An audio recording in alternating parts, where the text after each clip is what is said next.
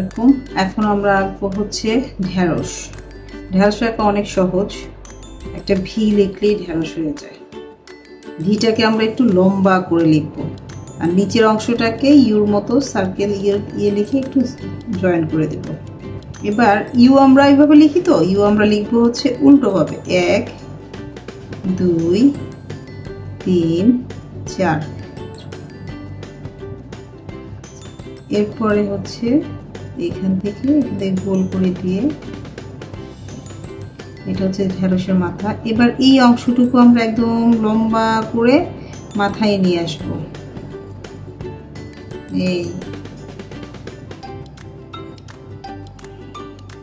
এই তো হয়ে গেল ঢেঁড়স আঁকা। এবার আমরা কালার করব। প্রথমে আমরা দাগগুলোর উপরে সুন্দর করে দাগ দিয়ে নেব।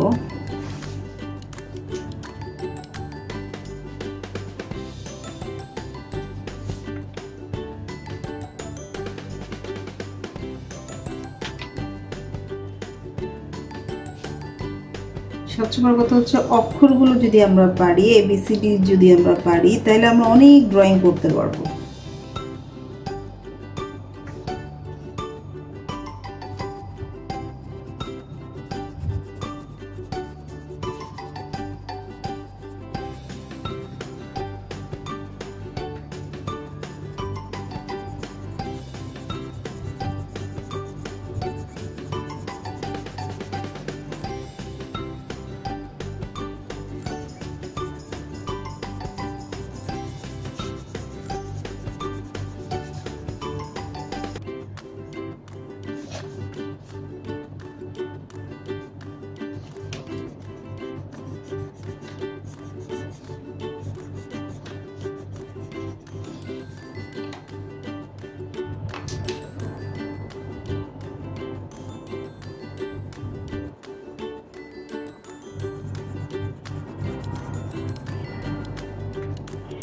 উপরটা একটু লাইট হয় ভেন্ডির।